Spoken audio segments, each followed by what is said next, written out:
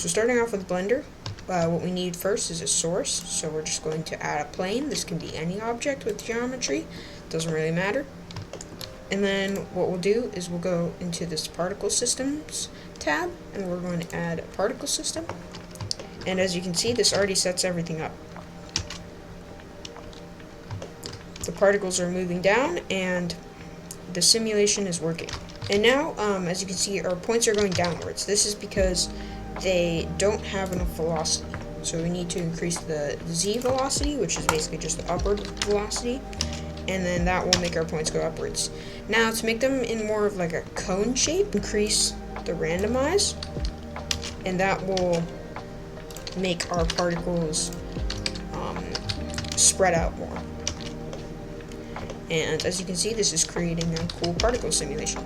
Now what we want to do is instance planes on all of these spheres. So what we're going to do is we're going to go into the render tab, and we're going to switch it from halo to collection. Then what we'll do is we'll create a plane, scale it down, apply the scale, move it to a collection called instances, and then we will just disable this collection so that it doesn't show up in the render and in the viewport, and then we'll just select the instances collection. Now you'll see that planes are being instanced on our points, but they're way too small. So what we're going to do is we're going to increase the scale of these planes, and now you can see that there's planes being instanced on our points. The only thing is that their rotation is flat, and we want to fix that. So we're just going to go into the rotation tab, enable that, and then just increase the randomize to 1. And as you can see, they have random rotation, which makes it look cool. So now we've kind of created this like confetti effect. Now say we want to add random colors to this. What we're going to do is we're going to add a new material, and we'll go into the shading, and we'll add an object info node. Now with this object info node, we'll plug the random into a color ramp, and then what we'll do is we'll plug the color into the base color of this material, and we'll see that our particles have random colors between this black color and this white color. As you can see, if you drag this value closer, it will make more of the particles black, and then when you drag this value closer, it will make more of the particles white. This is super useful because we can assign these different parts different colors. So we can just like switch these around and create this nice confetti effect. Now, as we can see, there's a couple advantages to Blender. One, it's very fast. Like, I created this in like a couple minutes. Two, it's easy to understand. Like, this particle setup is very simple. I didn't even have to change most of the values. I just adjusted some things. Now, the downside is that this is not very procedural. For example, if I wanted to change the particles to a sphere, I would have to delete this particle, add a new sphere, scale it down, apply the scale, put it in the instances collection, then go here into the material tab, add the material, and then go into the layout, go over here into the particles, and I would have to adjust the scale. As you can see, that took quite a long time just to get these particles to change, whereas in Houdini, you would just have to plug in the node and it would switch everything. Now in Houdini, what we're going to do is we're going to add a geonode, and we're just going to name this to particle sim. We're going to go inside of that geonode, and we're going to add a grid for our emitter, and we're going to scale this down, just make it a bit smaller, and then we will add a pop net. This is basically the same thing as adding a particle simulation in Blender. And then what we're going to do is we're going to go inside this pop net, And as you can see, particles are being emitted, but they don't have any gravity. That's because in Houdini, you have to add forces separately. So what we're going to do is we're going to add our gravity node, and as you can see, our points are falling. Now, these are different than the blender particles, because the blender particles are big spheres. If you want to have spheres, you can just go into the geometry tab in the display options, which you get by pressing D, and then you can change it to points to disks. This will give you the same thing that you get in Blender, although I like to keep it at points. And now to add our upward velocity, what we're going to do is we're going to go into this source first input node. We're going to go to attributes, click add to inherited velocity, and just set for now the variance to 0. And then we're going to increase the velocity on the y-axis, which is actually the z-axis in Blender, to 10, just to test it. So let's use our view tool, and as you can see, our particles are shooting upwards. So to fix this, we'll decrease our velocity of 10 to 4, and now we'll see that our particles are flying upwards and then they're falling down. So what we'll do to add that variance and that like cone shape is we're going to do is we're just going to increase the variance back to 1, and then now you'll see that our particles fly out like they did in Blender.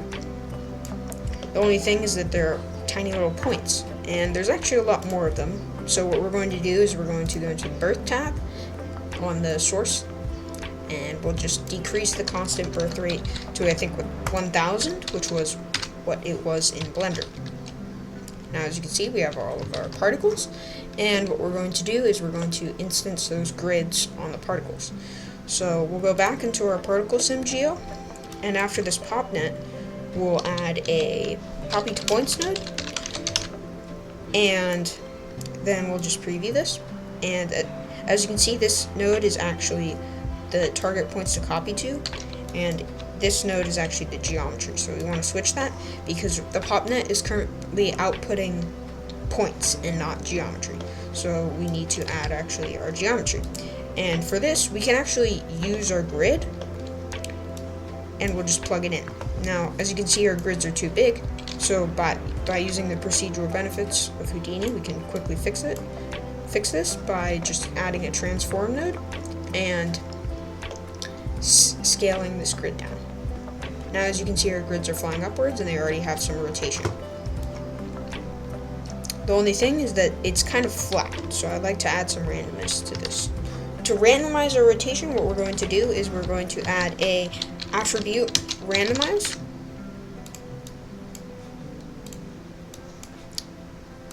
Then we'll set the attribute name to orient.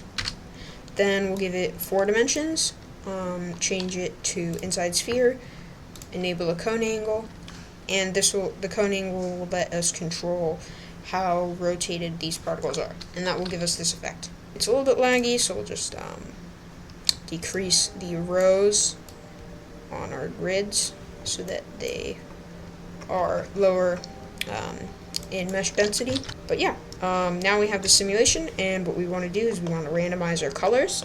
So we'll add an attribute randomize, set this to color. Well, it's already by default set to color, and now we have confetti.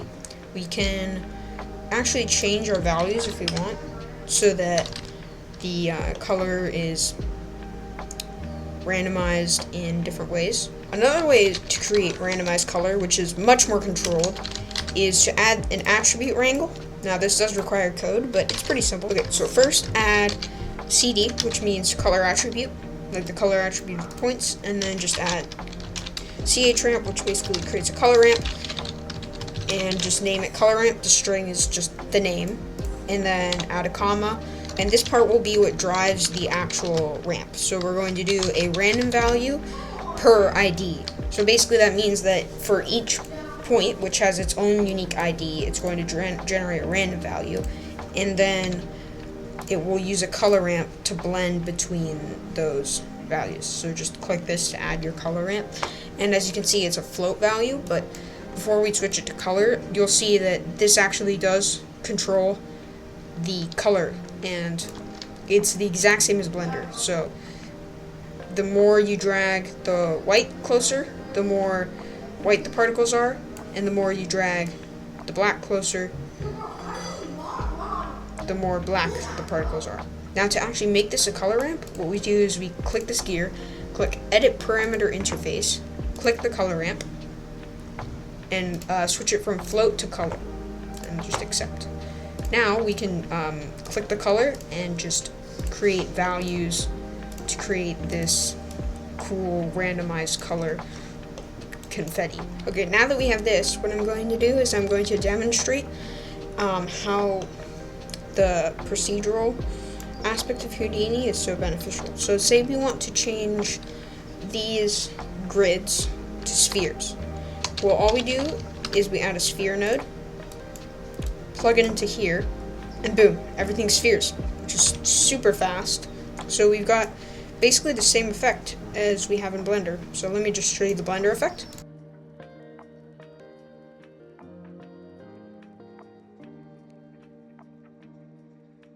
Now, if I had to point out the pros and cons of Houdini, I would say that the pros are that it's procedural, and it's very easy to swap parts, to change things quickly and efficiently. Although the cons are that it's pretty complicated and has a very steep learning curve. But overall, both softwares have good benefits. If I was working on personal projects and just working on VFX as a hobby, I would use Blender. But if I wanted to get serious and use VFX for a career, I would probably use Houdini.